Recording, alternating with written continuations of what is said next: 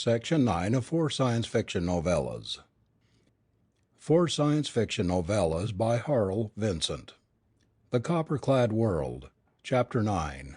Ianito. Quickly stripping the protecting cloak from her body, the green bronze one held the struggling girl gingerly but with a grip of iron. His eyes bulged from their sockets, and the other guards staggered backward with hands outstretched as if to ward off an evil spell that might be cast by this supernatural visitant. Blaine thrust his arm through the folds of his coat, ray pistol in hand. A crazy laugh forced itself to his lips at sight of the detached member, stretched there, tense, drifting in midair. The pistol prodded Yulana's captor viciously. "Hands off her!" The voice behind the lone arm was snarling. "Hands off, or I fire!" The girl slipped to the floor in a heap as the amazed guard loosened his grip. And, in the same instant, the blue flame spurted. He had not intended to press the release. It was useless anyway to battle the entire outfit. But the blood lust was upon him, and a savage joy in the destruction of this beast who had already dared lay hands on Yulana impelled him to turn on the other. Blindly he swung, clubbing the pistol and beating in the ghastly face that wobbled there upon the spineless, superstition-bound body. Others were coming then, hundreds of them it seemed. The pale face of Dantor appeared for an instant in the background, through the red haze that was blinding him. He only knew he was fighting desperately, viciously, and against impossible odds. The satisfying crunch of his left fist against a leering green bronze face was followed by an excruciating pain as one of his knuckles was driven back. Hardly knowing he had pressed the release of the ray, he was mildly astonished to see that 2 of the guards were enveloped in blue vapor. Scintillant tiny sunbursts within the blue. 2 less of those devils! His pistol was empty, and he flung it into a grinning face. He saw the blood spurt and the face change shape, crushed beyond human resemblance. He was down then, grasping for breath against the floor plates. The weight upon him was enormous, crushing. If only they'd quit squirming so, and pounding, reminded him of his old football days. Some scrimmage. Abruptly came the blackness of insensibility.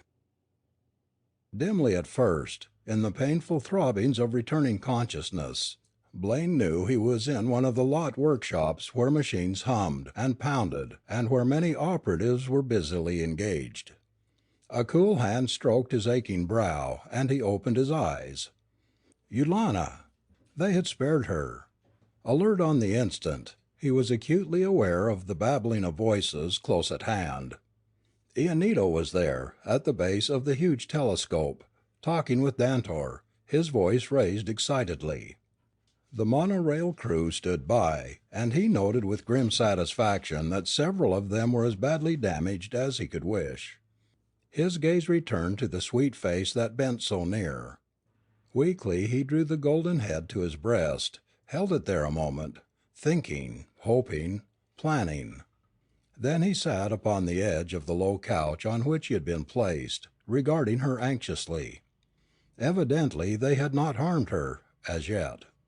Ianito had dismissed the green bronze ones and was approaching the couch. Dantor was with him, lagging a little and pressing a finger to his lips, shaking his head gravely to warn them. They must not speak of the plans made in the Tritu Anu, must not talk. The dictator was regarding them now with hard eyes. But it seemed almost that something of admiration or respect, something of human-like emotion was in his cold stare. "Ha!" he grunted at last.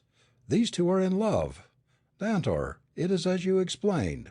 It is good, and fits in with my plans to a nicety. I shall spare the life of the Earthman on account of his knowledge of the inner planets. I can use him later. The girl I shall spare for a different reason, and that fits in with my plans as well." What did he mean by that last crack, the grinning devil? A sinister intent was there, behind his smooth talk. Blaine half rose from his seat in quick anger, but the girl's gentle touch on his arm restrained him. She depended on him now, and he'd have to go easy until the proper time came. Impetuous, aren't they? Ianito was saying. These Earthmen. A characteristic that must get them into much trouble, even in their own world. Laughing at him, this hellbound.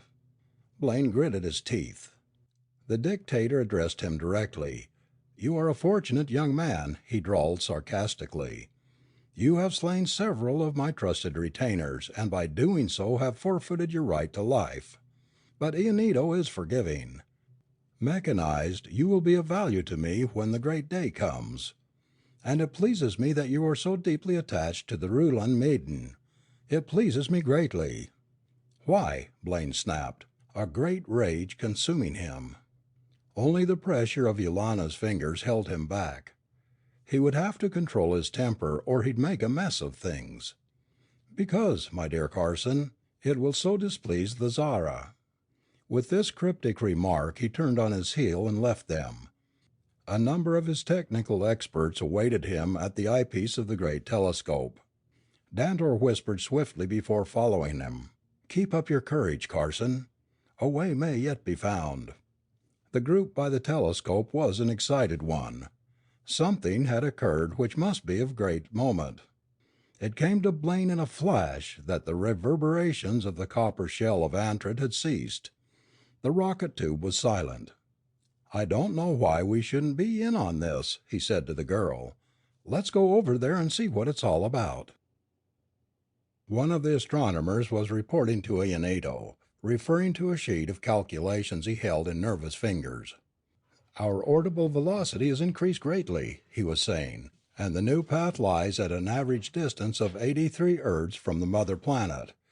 According to my figures, it will require 6 more charges to free us from her pull and another to redirect us toward our destination." 83 Erds? Practically 1,000,000 Earth miles.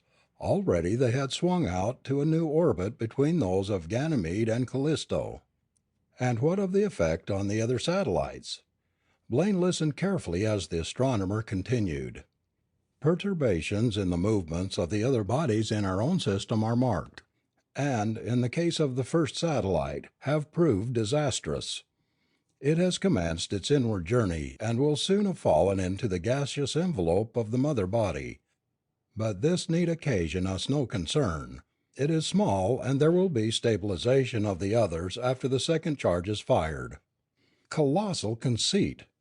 What amazing ignorance or oversight of natural laws! These lot scientists could see no farther than their snub noses, or at least no farther than the satellite system of Jupiter. And Ianito was complimenting the astronomer on his good work! The group broke up now, and the dictator turned to the controls of his crystal sphere. Blaine and Yolana caught the view of the underground laboratory at the base of the great rocket tube. All was as it had been when they first saw this chamber. The breech of the huge cannon had cooled and its massive block was open. Tommy was there, fishing the radium capsule from the powdery residue in order that it might be used in exciting the next charge. A mechanical precision marked his every motion. "It is good," Ianito grunted, flicking a lever that cut off the view. "We are progressing nicely, thanks to the generosity of the Earth beings in providing this K-metal." His sarcastic grin was infuriating. Dantor cast a warning look in the Earthman's direction. It wouldn't do to lock horns with this self-satisfied despot, at any rate not now. Blaine's mien was expressionless as he faced him. The view in the crystal was now another familiar one when Ianito made a quick adjustment, the throne room in the palace of the Zara. The dictator snorted when he saw that Cleone was reclining lazily on her golden couch, submitting graciously to the ministrations of her handmaidens. "Faithless creature!" he snarled. "Harlot! Parricide! But at last Ianito will have his revenge." The hate in his voice and in those terrible glass-hard eyes was devastating in its intensity, implacable, relentless. Yet Blaine could not down the exultant feeling that came to him when he saw that this monster could suffer too. "What's the matter?" he sneered. "Did she throw you down?" He could have bitten off his tongue as he spoke. Yolana gasped. And if Ianito had been in a rage before, he was a madman now. Despite his contempt of the misshapen creature, Blaine quailed before the murderous glare that answered his rash words. But the dictator was master of himself, at that. His lips tightened in a thin line, and he held his peace. He actually smiled after a moment, the devil, a smile, though of evil triumph. He turned once more to the crystal and switched on the sound mechanism. "Cleone," he called in a velvety voice, "it is Ianito." She looked up, startled, her chalky face gone whiter still. Her jeweled fingers fluttered to the smooth throat. "I hear you," she replied shakily. "What do you wish of me?" "Nothing much, this time. I have visitors who request an audience with you, O Cleone. Can you see them at once?" Who are they?" Her eyes widened at his insinuating tone. "An Earthman, Carson, and the Rulan maiden who is to become his mate." Ianito chuckled evilly as he watched her expression. "Carson?" she whispered, her wild eyes softening. He lives?" Black hatred replaced the wondering joy that had glowed in her face. She was thinking of the statement regarding the Rulan maiden. "Why, yes," she snapped, suddenly very much alert. "I can see them. Send them immediately." The dictator chortled as he switched off the power. Dantor paled and looked away. So this was his scheme. He was sending Yulana to certain death at the hands of the leopard woman. Blaine bit his lips until they bled. If only he had one of their ray pistols again. If he had. Ianito was at his side, whispering. But he couldn't see him. The devil had donned one of Dantor's invisible cloaks. Something hard pressed deep into his ribs. "I shall be with you," the dictator told him, "but she will not know. It is necessary, of course, that I watch over you in order that your deportment be suitable to the occasion. The death ray of Antrid is ready in my hands. Proceed, you and the Rulan maid, and see to it that you give her every attention while in the Czar's presence." Dantor interposed an objection. "But Ianito, you promised to spare them. I learned to love these two, and want no harm to come their way." "I keep my promise, O Dantor. Ianito will not harm them." "But the Zara?" "What Cleone does is none of my concern." "Silence, Dantor. I command it. You will remain here." The voice of the dictator cut like a knife. The old Rulan scientist bowed his head and turned away. Good old Dantor. He had done all in his power to help them. This was the end, not a question of doubt.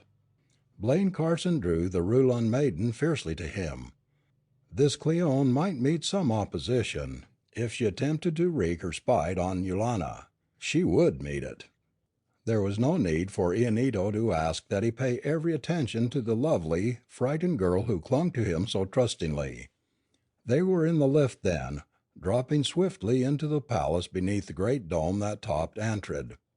"This Cleone," Yulana whispered, "she has great power of enticement, my Carson. I fear for your loss to me. She will take you from me, and I shall be alone, or dead. Death would be the better." "Never," said Blaine huskily, "never, my dear. She has no power over me, nor will I permit her to bring suffering to you." Ianito laughed then, an ugly cackle that came out of the unseen. End of section 9.